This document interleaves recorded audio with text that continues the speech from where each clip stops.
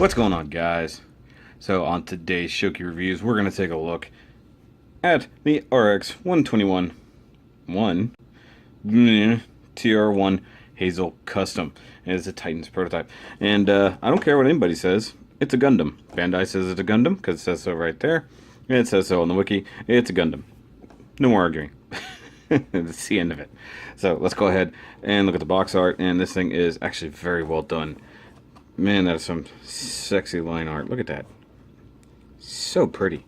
I mean, like, don't get me wrong. I really love the new box art styles, but this is just so cleanly drawn. It's just absolutely awesome. You got the Advance of Zeta logo right here. You've got the Titans logo over here. I don't actually know what that's supposed to be. It looks like a wing of some sort. I don't know. Titans test team. So that's what the 3 T's here are for. You got Hguc down here. Bandai logo down there. Made in Japan 2005 logo there. Come to the bottom. And I guess you get a little read-up of the Advance of Zeta right through there. You get a shot of the Hazel doing hazily looking things. You get obligatory front and rear shot. Man, that's pretty. Look at that. And you get the read-up right there on the 121 Hazel. It's got stuff and things. And you come over here and you get all the tech specs. That's pretty cool. 18.1 meters tall, 41.5 tons. And then loaded up, I guess it's 63 tons. That's pretty awesome. Got the output right there in kilowatts. That's neat. And you got number 056 in the Hguc line. I don't know if that's just this particular chunk of it or if that just means period. It's only the 56. Then, of course, RX-121 Gundam TR-1 Hazel Custom. Hazel Custom. So you got all this down here, all the things. Little repeat of the actual image right there. Yeah. Okay. Then we come over here and you have stuff and things. So I guess just showing off the different stuff, like whatever this is. Backpack thingy does thingies. You have a gun, you have a head, and whatever those are. And he can reach back and get his own beam saber, apparently. We'll see about that. And more read up right there. If you can read that, go right ahead. I can't. Alright, come over here and you get your obligatory warning. Do not stick Hazel in your 3-year-old's face. It'll probably hurt. And then you got stuff and things you can't really read. And you got the little guy on the toilet. PSPE, ABS, 1,300 yen. And it's so old. Oh, here we go. Illustrated by B-Craft. I don't know who B-Craft is, but your artwork looks awesome. Upside down. So, it's amazing that this Gundam looks so good upside down. Alright, so let's go ahead and get to the build montage, guys.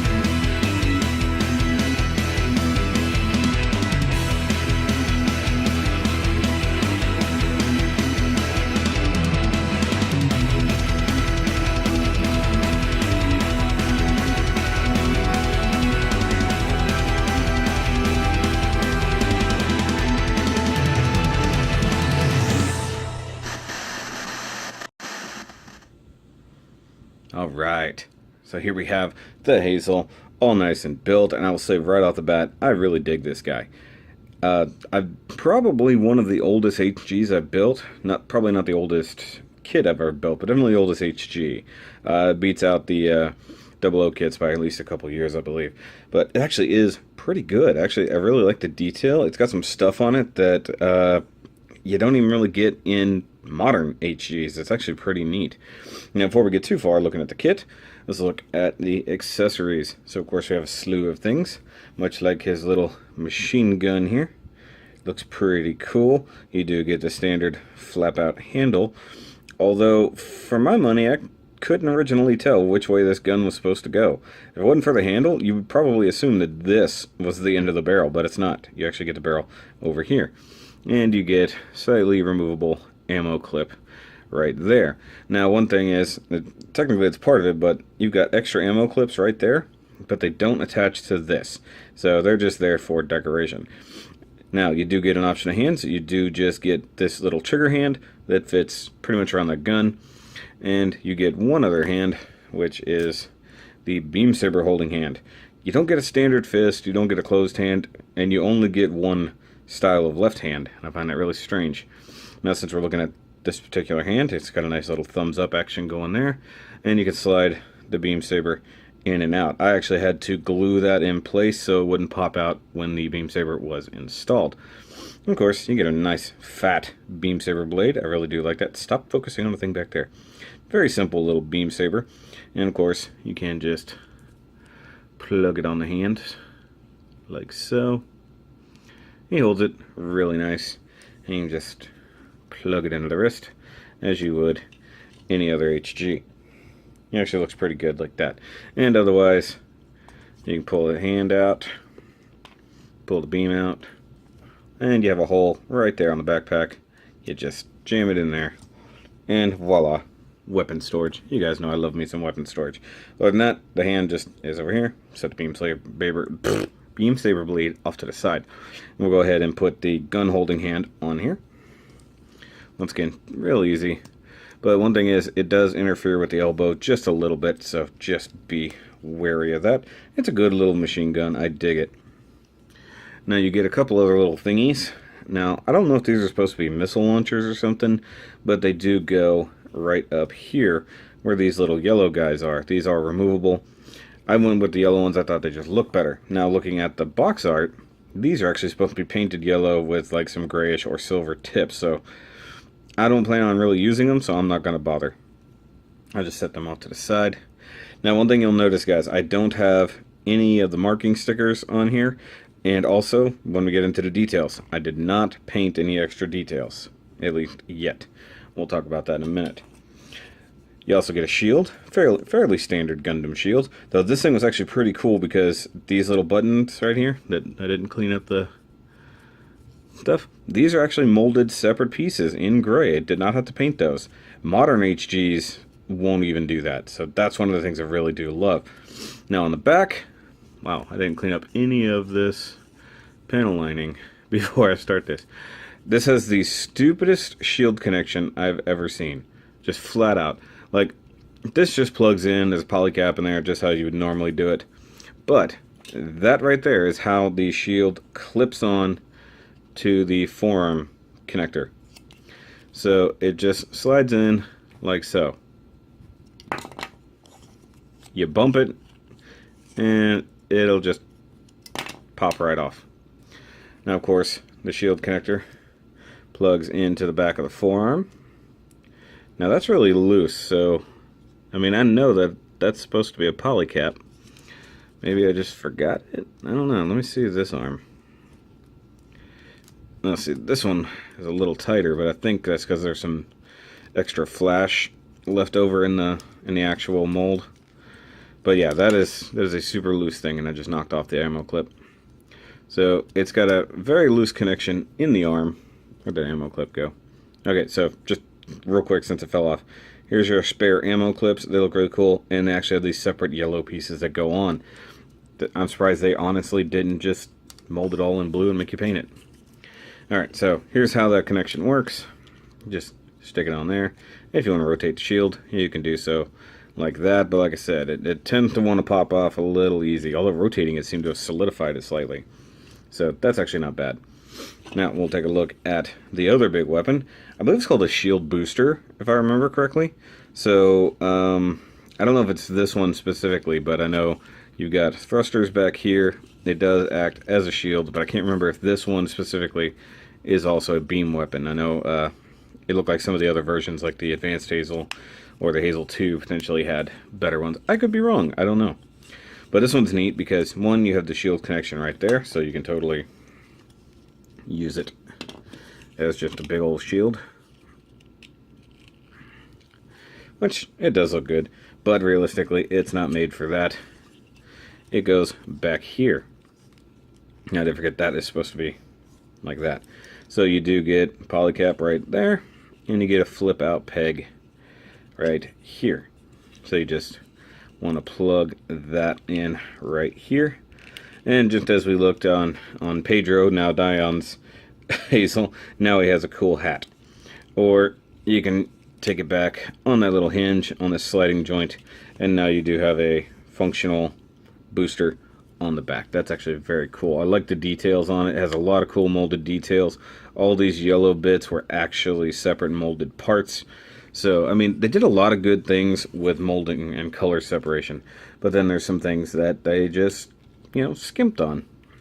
And that would be all the things that do need to be painted. And as I was saying before, the painted details will probably come later. I will do an update video. I was running out of time.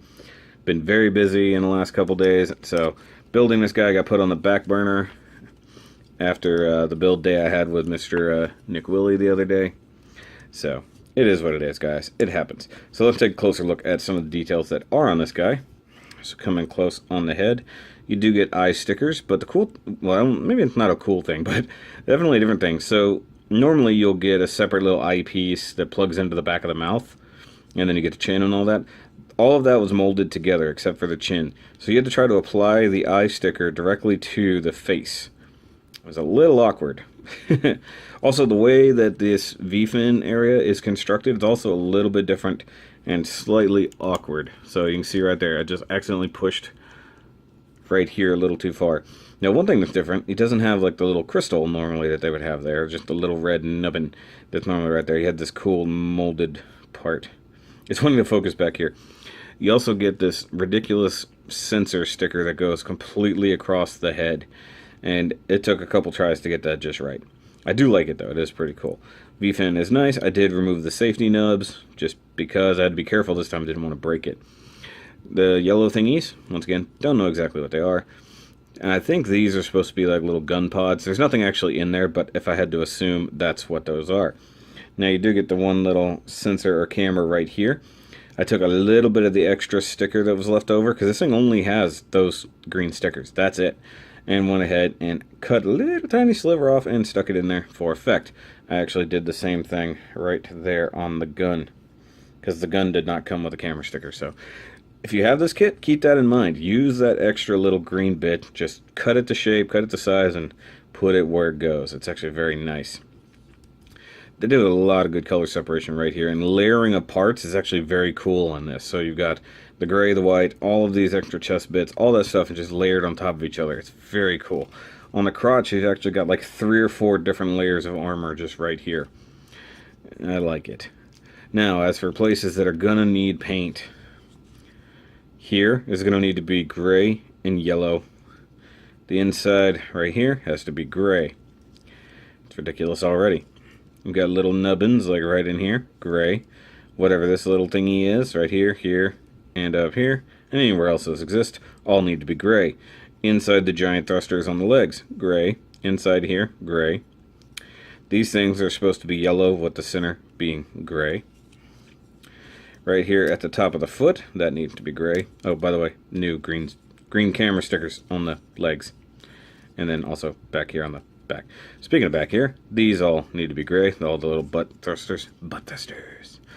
Back here on the back of the legs, those thrusters inside there need to be gray. That is not going to be easy to paint. Getting a brush inside in between those things, that's going to be a pain. Now, as for more stuff that's actually really going to be hard, painting the insides of these thrusters that same yellow That is not going to be easy. Another thing that needs to be done. Fingertips all need to be red on the inside. So if you guys have this kit and you want it to be color accurate, that's what you're going to have to do.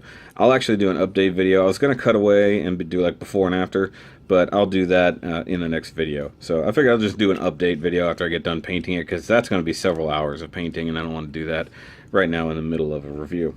Oh, also, little tiny V-fin needs to be yellow. So a newer kit, so they would just give you that sticker, much like the Thunderbolt kits and stuff like that. So they'll just give that to you now. But I really do dig this kit. Let's go ahead and go over articulation real quick, because it's a little bit different. So you don't have the standard double-ended ball joint neck. It's a hinge. It's a hinge at the bottom and ball joint at the top. It does let you do turkey neck. You just gotta hold the head together. You can rotate. I don't know if you can go all the way around. The chin is hitting. Oh, I guess if you really try, you can. Go all the way around, like so. So, that works. Shoulders are a little bit limited. He can't go up and down. He's got a little bit of forward shrug, like so. If you want to move up, you move the shoulder up. Then you can tilt the armor, and you get a little bit more movement. But realistically, 90 degrees is as far as you're going to get. You're not going to get a whole lot of upward movement. So he's not going to get a super great high teacher. You can do an okay one, like so. Because you do get this nice double jointed elbow. It's actually very loose, realistically. Now, one thing that this does suffer from was that. That could have been molded one piece. Instead it's molded two, and you just get an ugly, ugly line there. Now, this thing looks like it's supposed to have maybe like a Vulcan pod, sorry, right there, because it's got tabs on both sides of the head, but there's no parts included. Now, I think the Hazel Advanced, I believe, I could be wrong, will come with very similar molds. One of them probably does. Alright, anyway, so bicep rotation, double jointed elbow, take a look at that. Like I said, it's a little bit loose, but you actually can get a very good crunch there. You can touch his own shoulder, like so. Oh my. Oh. Oh my. That's actually a good look. He's like, yeah. Alright. So, move that down here. Of course, you have wrist articulation. If this was a totally different generation, you'd probably have this part right here actually move too. So, I think the age kits do that, if I'm correct. You do get a little bit of forward ab movement, even though it's all just in the waist articulation, and that's the thing right there. Stupid thrusters always want to fall off. So you can rotate. You can't go all the way around, but you can rotate pretty good, like so. Get the gun out of the way here. Get the shoulder out of the way. Because the hips are just T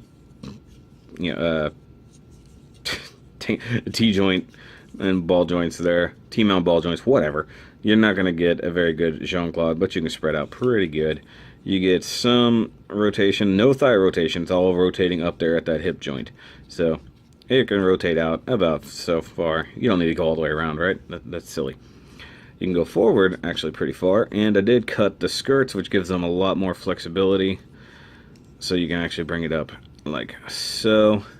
Pretty much 90 degrees. Get in the way just a little bit with that giant knee armor. And you can go back that far. And you get a kind of double jointed knee. It's more like a 1.5. So you get the bottom joint here that actually does work. It's just attached here. It's really funny. But you get a little bit of movement from that right there. So it's like a 1.5. I wouldn't stress it too far because I doubt it's held in super good. So that's one of the shortcomings of this kit. The knee joints, not that great. Stay. Come down to the ankles. You got ball joint mounted somewhere. I forget where. Probably right there. So you can go all over, rotating. You can go forward about this far. Get a little bit of toe flex like that. You know, technically it's a whole foot. The armor itself can rotate up just a little. That one's coming apart for some reason. But I'm glad that it didn't just give you fixed ankle armor. I always hate ankle armor that doesn't move. But yeah, there we go. Like so. I'm just gonna stand here. Yay. He's like, yeah. Hold on, let's see.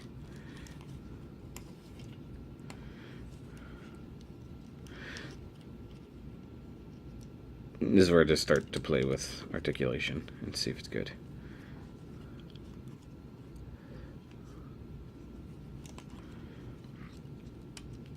Hold on, let me...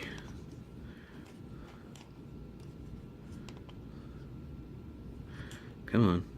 There. He's taking a bow. Hello, my name is Hazel. It's actually pretty... This thing is actually fairly well articulated, you know. It's a 2005 kit. You know, we've had 12 years of advance, and it's still really good. Now, these thrusters are just kind of plugged in a very dumb manner right back here. And I can feel it now. Painting those is going to hurt. It's going to hurt a lot. It's going to hurt my brain. You do get movement back here. Once again, okay, y'all saw that. I'm going to glue that in. So this can tilt forward like so and become the hat. It can slide back just a little bit. It has a little vertical slide there. And you rotate it there.